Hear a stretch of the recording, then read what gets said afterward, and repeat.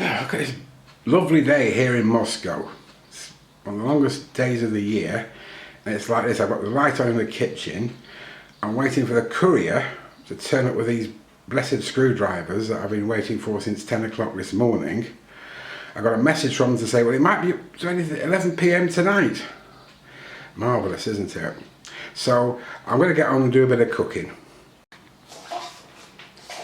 Not very exciting, but I'm going to make a basic spag bowl using locally sourced ingredients. As you can see, I've finely chopped an onion, not so finely cut up a couple of cloves of garlic to keep the vampires away. And let's focus this. We're going to use some turkey mince. It's a healthy option. It's only about 2.5% fat. And to give that a little bit of body, I'm going to use some sausage. So what we've got here is some supposed Finnish servilat, which of course is made in Russia. It's not been anywhere near Finland in its life. And we've got some make up the sauce. We've got some herbs. Let's have a look. Yeah, basil, or basil if you want to call it that. And of course the oregano, or oregano if you're American. And we're going to use some of this single concentrate tomato puree rather than chopping up plum tomatoes. So let's see how this little lot goes, and hope the courier turns up at some point. We shall see. Let's put the onions and garlic in some hot oil. I know this is a very basic recipe, but I haven't done it for a long time. I just use tins and packets. But I've got a bit of time today to wait for things to happen. So I thought I might as well make it 90% from scratch. Give that a little stir around. Oh, that's good. Yeah. Oh.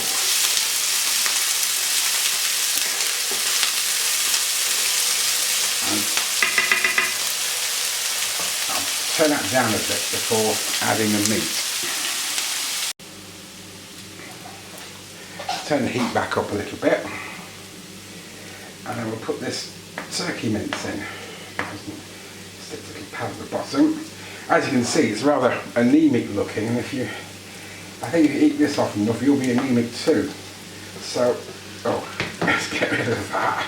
Don't want to cook that. It won't taste very good. Oh, you see that? Everything trolls you when you work on camera.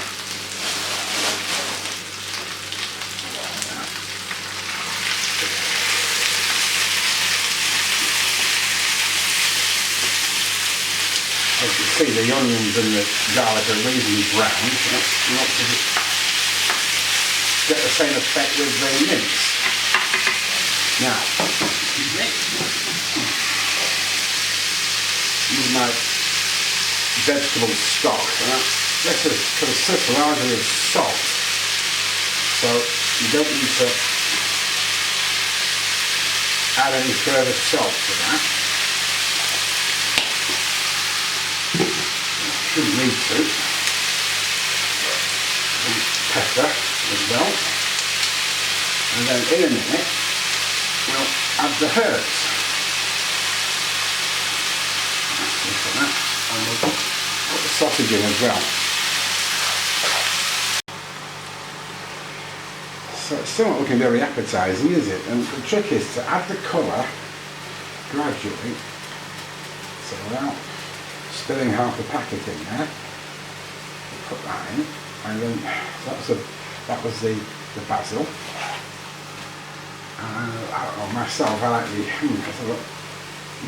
yeah, this oregano is a slightly stronger flavour, but I'll probably end up putting about 3/4 of the packet in there. So that makes it look a bit more colourful, I hope.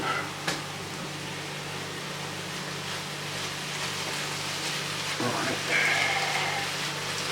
Should also add a bit of flavour, hopefully, along with the vegetable stock and the onions and the garlic. Okay,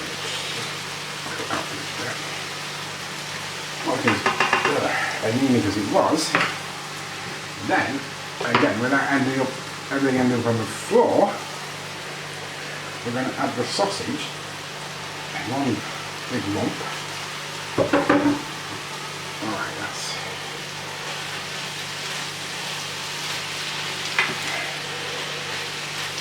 so we've already got that Italian tricolore thing going, but don't worry, I'm going to add some tomato to this as I pointed out at the beginning. So we'll give that a little while to get all acquainted and I'll stir it around a bit more. As a purely visual effort, it looks a bit unfortunately like scrambled eggs, but it smells very different. I've just tried a little bit of the turkey mince and it's cooking through nicely. So I'm going to add some of this tomato stuff and boil it, and I'm going to turn the heat down and leave it for a bit. Probably won't use all of this because otherwise it'll drown it. Right, so add some seasoning to compensate for the dilution, but we shall see. Give that a quick stir. There we go. Right, now put a bit more pepper in it, I think. And we'll come back in a while and see what's going on. Well, now it's looking a bit less like something the cat did and ran away, and more like a meat sauce, I suppose. So, off camera, I'm going to transfer this to this container, and so I can use a big ring to do the spaghetti. I'll do that right now, off camera. Just put the spaghetti in. Sorry for the exterior conditions of the saucepan. The inside's nice and clean, though, I promise you. Now, the packet, the time suggested in the packet is 9 minutes. So, and of course, what else would I do? Focus that. Going to time it on the old tactical frog. And off we go.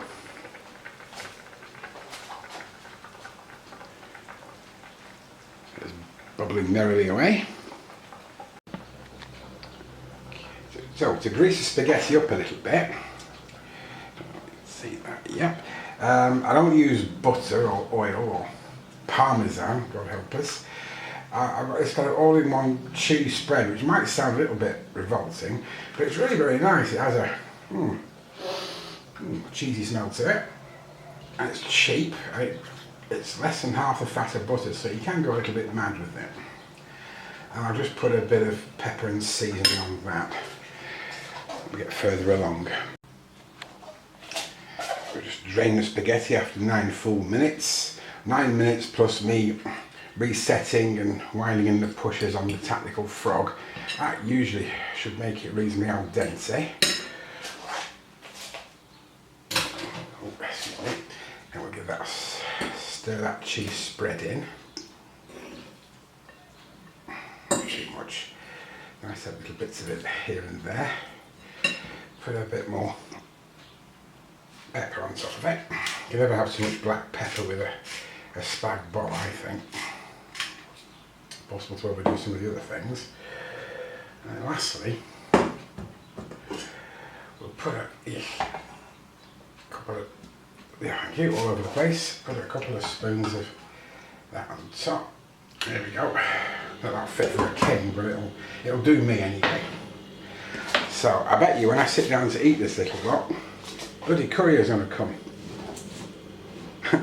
But anyway, so if he doesn't come in time, you might get to see this on Sunday. It's Friday today, but I'll get this up with the hopeful watch repair as soon as I can.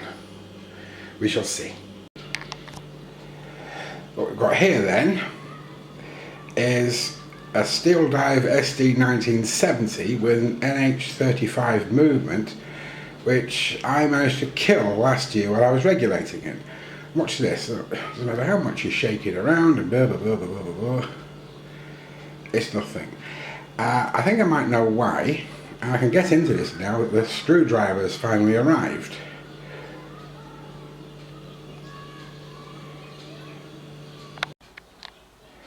Now I think the problem might be that I've pressed on the balance while I was trying to regulate it.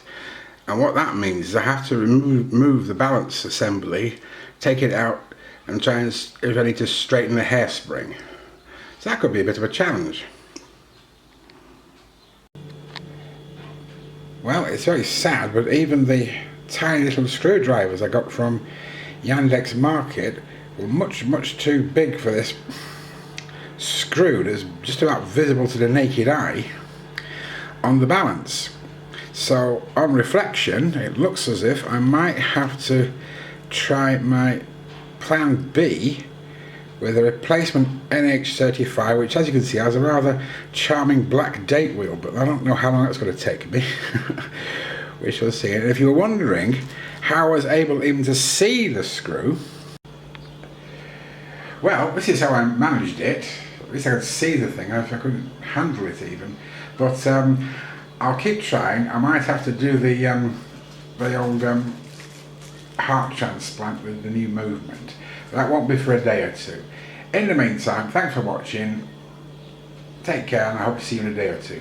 Ta-da for now.